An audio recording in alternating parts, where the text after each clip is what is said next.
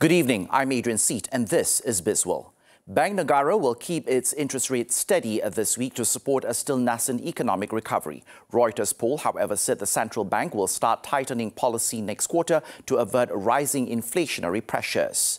That accommodative stance was in stark contrast to other major central banks and some of its Asian peers, which are hiking interest rates at a much faster rate than earlier thought to rein in stubbornly high inflation. For now, Bank Negara enjoys the liberty of keeping rates low as price pressures remain subdued, but supply chain disruptions and the ongoing Russia-Ukraine war pose a major risk to that outlook.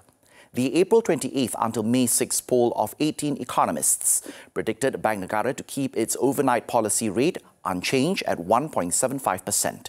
The poll also think Bank Negara would want to see a durable economic recovery from the pandemic amid growing downside risks before normalizing policy in early second half of the year. Malaysia's economy is projected to grow 1.1% in the first quarter of this year, following the 6.6% expansion in the previous quarter. Moody's Analytics said gains from a robust external position into the opening months of this year, along with a rise in private consumption, will lend support to this growth. In a statement, it said Bank Negara is expected to keep its benchmark policy rate steady at 1.75% during its May meeting. This sentiment was shared by Kenanga Research, which expects the US dollar index will remain elevated. As such, the ringgit may continue to trade under pressure within the 4.36 to 4.38 range. However, a stronger than expected domestic macroeconomic reading, especially for the first quarter GDP, may help to limit ringgit's depreciation. BNM is scheduled to hold its third monetary policy meeting this Wednesday, while Friday will be the announcement of the first quarter economic and financial developments in Malaysia.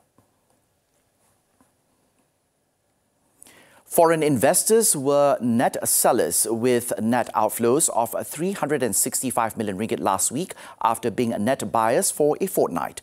MIDF research said local retailers remained net buyers for the fourth consecutive week, amounting to 202 million ringgit. Meanwhile, local institutions snapped their net selling streak for 12 weeks with a net buying position of 162 million ringgit. To date, international funds have been net buyers for 14 weeks of this year, with a total net inflow of 6.9 billion ringgit. They were also net sellers on both trading days, Thursday and Friday, due to the Aidilfitri festival and the Labor Day replacement holiday. On another matter, semiconductor industry is anticipated to set for explosive growth due to the widespread adoption and integration of technologies. MIDF research said emerging technologies depend heavily on the semiconductor industry to provide computing power. This includes artificial intelligence, automotive electronics, as well as augmented and virtual reality. The worldwide sales of semiconductors remain strong in the first quarter of this year, despite the ongoing chip crunch. It attained sales at $151.7 billion with a 23% growth year on year.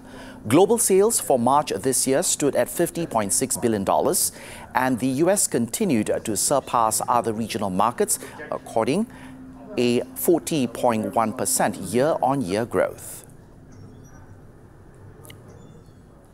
Affin Bank has obtained the approval from the Finance Ministry to dispose of 21% of its equity interests in AXA Affin Life Insurance, or AALI, and 2.95% stake in AXA Affin General Insurance to Generali Asia NV.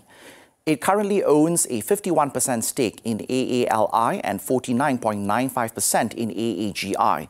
Last June, both Affin and Generali Asia entered into the implementation agreement for the stake disposals. The bank has also agreed for the general insurance business of AAGI and MPI Generali Insurance MPIG to be merged under AAGI. AAGI will acquire certain assets and liabilities of MPIG via a business transfer to create an enlarged company subject to the approval of Bank Negara Malaysia. A new local company, Newco, will be incorporated to hold all the shares in AALI and AAGI Merger Co. AFIN will in turn be holding a 30% equity interest in the NewCo, while generally holding the remaining 70%. That's all the time we have for BizWorld. I'm Adrian Seed. Thank you for watching and stay safe.